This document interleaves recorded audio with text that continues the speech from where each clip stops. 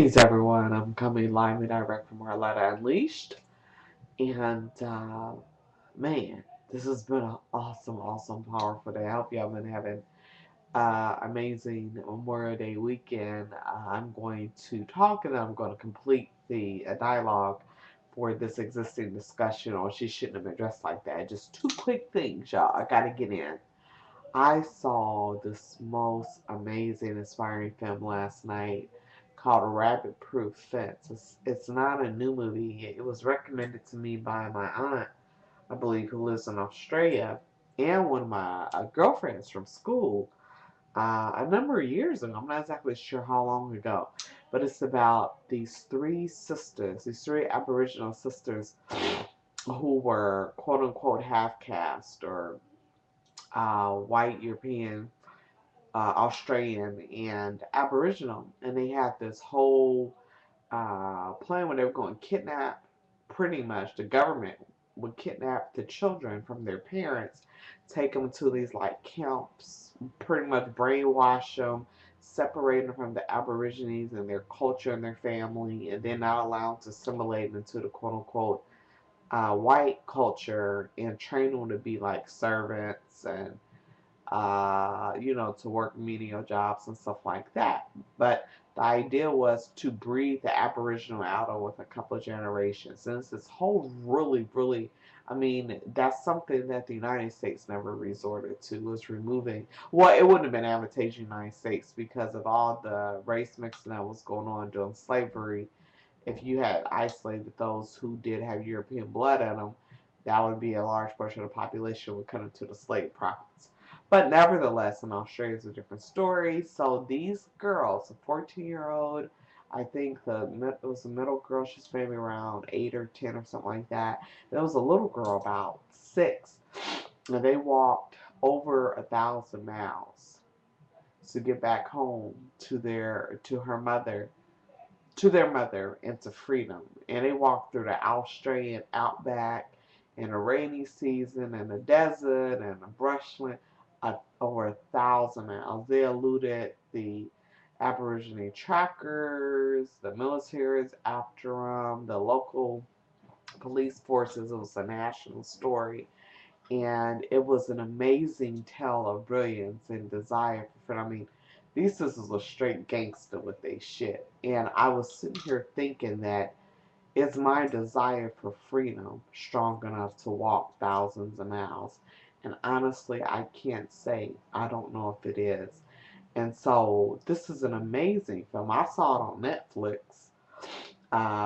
but you could rent it or buy it or whatever. But Rabbit Proof Fence, check it out. And then I'm totally geeked.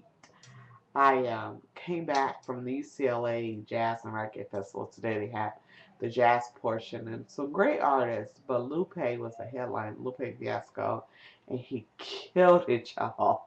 But what he did, he was brought back for an encore, and after he performed his last song, he started just like freestyling with just like dropping knowledge and dropping truth, and so he no longer supported Obama because Obama don't support poor people, and started criticizing Israel and Netanyahu and just all this like real shit. The first time I ever heard a rapper come out with some real stuff on a stage in front of tens of thousands of people on a male bastion of white privilege and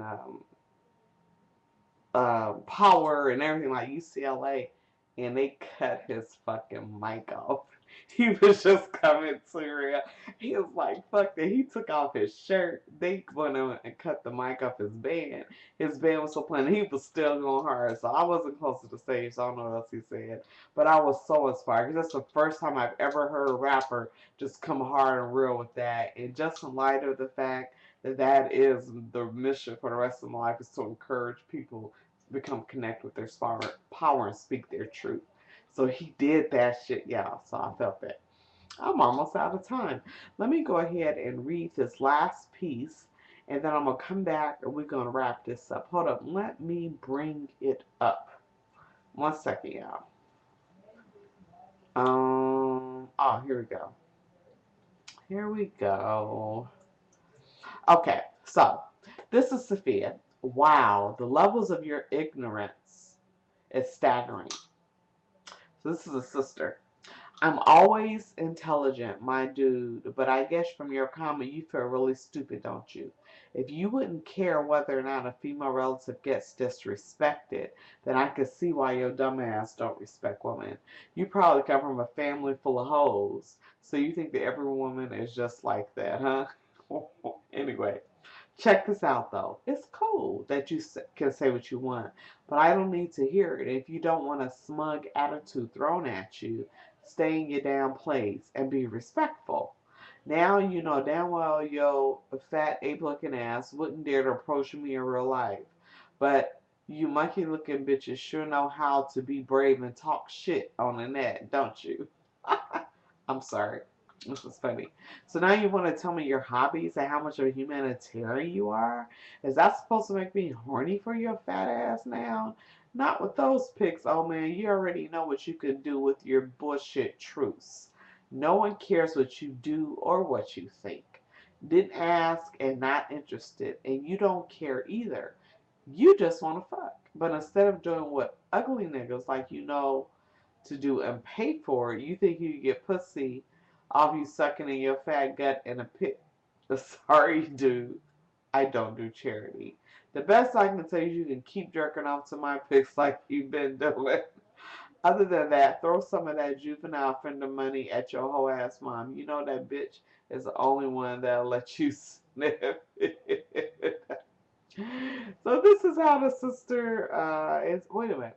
And it's interesting that you totally avoided my question about how you react if a dude said the same stupid shit you said. I guess that means you want guys to comment on your flabby titties too, right? Is that why you got butt naked pics? Deep down, you want to get dick, don't you?